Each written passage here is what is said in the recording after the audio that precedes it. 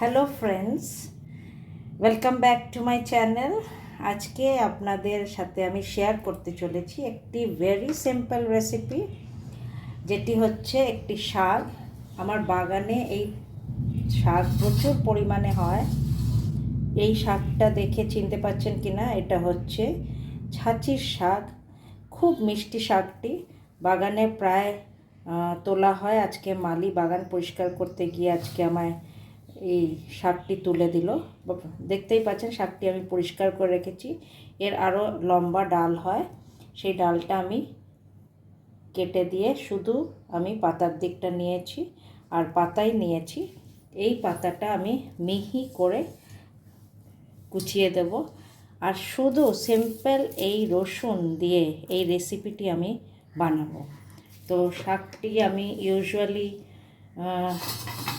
Use করি এই কাঁচি দিয়েই শাকটা আমি কাটবো। খুব মিহি করে কেটে নেব, মিহি করে কুচাবেন। শাকটা এমনিও খুব নরম, কেন কি আমি খালি উপরের দিকটা নিয়েছি আর পাতা নিয়েছি, মোটা ডাল ফেলে দিয়েছি। এই শাকটি অত্যন্ত মিষ্টি। কোনো দিন বানিয়ে যদি খেয়েছেন তাহলে নিশ্চয়ই জানবেন যে শাকটি প্রচণ্ড মিষ্টি শাক আর সেরকম টেস্টি শাক। এইভাবে আমি শাকটি কেটে নেব। এইভাবে দেখো শাকটা আমি কেটে নিয়েছি, তো মিহি করে কুচিয়ে নিয়েছি। এবার আমি রসুনটাও একটু ছুলে নিয়ে থেতো করে নেব। একটি কড়াইয়ে আমি সর্ষের তেল গরম করে নিয়ে কিছুটা রসুন এর মধ্যে দিয়ে দেব। রসুনটা ভাজা ভাজা হলে পরে এবার শাকটি আমি দিয়ে নেব। ভালো করে নাড়িয়ে নেব। এর মধ্যে দিয়ে নেবেন সামান্য নুন,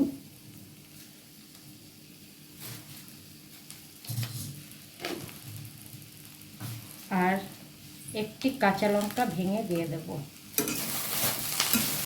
শাকটা প্রায় হয়ে এসছে। যখন এটি হয়ে যাবে তখন একটু এটাকে নিউট্রিশিয়াস বানাবার জন্য আমি চিনির বদলে গুড় দিচ্ছি। এটা অর্গানিক জাগারি। এইটি দিয়ে আমি ভালো করে মিক্স করে নেব। এই আমার তৈরি হয়ে গেছে ছাঁচির শাক। এটি খুবই নিউট্রিশিয়াস একটি শাক, আর খেতেও সেরম সুস্বাদু। যদি না বানিয়ে থাকবেন, একবার বাজার থেকে এনে এই শাকটি রান্না করে দেখবেন। ছাঁচি শাক আমি দ্বিতীয় পদ্ধতিতে বানাবো।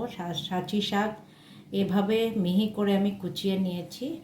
দ্বিতীয় পদ্ধতিটা হচ্ছে, আমি কড়াইতে তেল গরম করে নিচ্ছি, তার মধ্যে একটি শুকনো লঙ্কা দিয়ে দেব, সাথে থেতো করা কিছু রসুন টুকরো দিয়ে।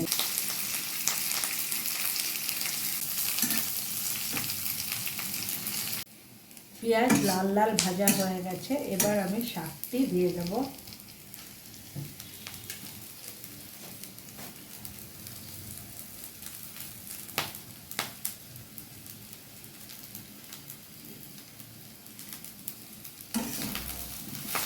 ভালো করে মিক্স করে নেব।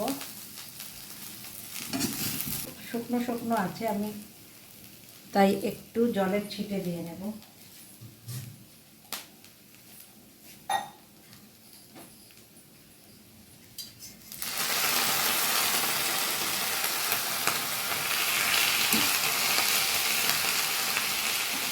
সামান্যই জলের ছিটে দেবেন, আর তার সাথে পরিমাণ মতো লবণ দিয়ে নেবেন।